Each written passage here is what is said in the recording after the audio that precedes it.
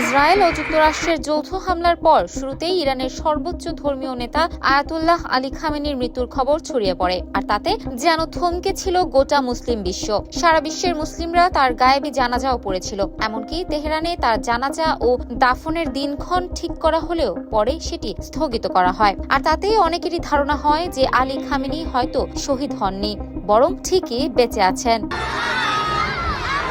ইরানের একটি গণমাধ্যম থেকে খামেনির শহীদ হওয়ার কথা জানানো হয়েছে, তবে গোটা বিশ্বের মুসলিমরা তা মেনে নিতে পারেননি। আর এমন অবস্থার মধ্যেই ইরানের মিলিটারি নতুন এক ভিডিও প্রকাশ করেছে, আর এই ভিডিও মুহূর্তের মধ্যেই সোশ্যাল মিডিয়ায় ছড়িয়ে পড়েছে। ইতিমধ্যেই নতুন খামেনি হিসেবে ক্ষমতায় বসে আরও ভয়ঙ্কর রূপ নিচ্ছেন আলী খামেনির পুত্র মোজতবা খামেনি।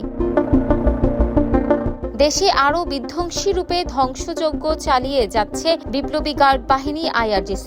যদিও অনেকেরই ধারণা শত্রুদের এমন নাজেহাল মোজতবা খামেনির নির্দেশে নয়, বরং বাবা আলী খামেনির নির্দেশেই হচ্ছে। আর এমন জল্পনার আগুনে ঘি ঢেলে ইতিমধ্যেই খামেনির কুরআন পড়া ছবি এবং খামেনি ইজ ব্যাক বা খামেনি ফিরে এসেছে এমন শিরোনামে অ্যানিমেটেড ভিডিও প্রকাশ পেয়েছে। তবে সবকিছুকে পেছনে ফেলে এবার ইরানের মিলিটারি এমন ভিডিও প্রকাশ করেছে যা রীতিমতো তার বেঁচে থাকারই প্রমাণ বলে মনে করছেন অনেকেই। আর সেই ভিডিওটি সামাজিক মাধ্যমে হুহু করে ভাইরালও হয়েছে।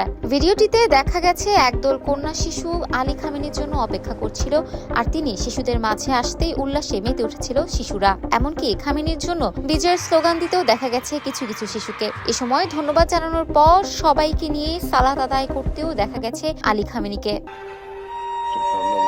খামেনি সহ সব শিশুরা একসঙ্গে সালাত শেষে মোনাজাত ধরেছিল। শেষে আলী খামেনিকে কাছে পেয়ে খুশিতে আত্মহারা হয়ে পড়ে উপস্থিত নিষ্পাপ শিশুরা। ভিডিওটি ভাইরাল হতেই উচ্ছ্বাস প্রকাশ করে নেটিজেনরা। অনেকেই লিখেছেন যে এমন দৃশ্য স্বর্গীয়, আল্লাহ আলী খামেনিকে নেক হায়াত দান করুক। আবার অনেকেই শিশুদের সঙ্গে খামেনির সালাত আদায়ের দৃশ্যকে জান্নাতের বাগানের সঙ্গে তুলনা করেছেন। অনেকেই আবার প্রার্থনা করেছেন যেন আলী খামেনি আসলেই বেঁচে থাকেন। এছাড়া এই ভিডিও প্রকাশ হতেই ধারণা করা হচ্ছে যে আসলেই বেঁচে আছেন আয়াতুল্লাহ আলী খামেনি, যদিও সময় বলে দেবে এর সত্যতা কতটুকু। ইফফাত আর আইরিন, ক্যাম্পাস টাইমস।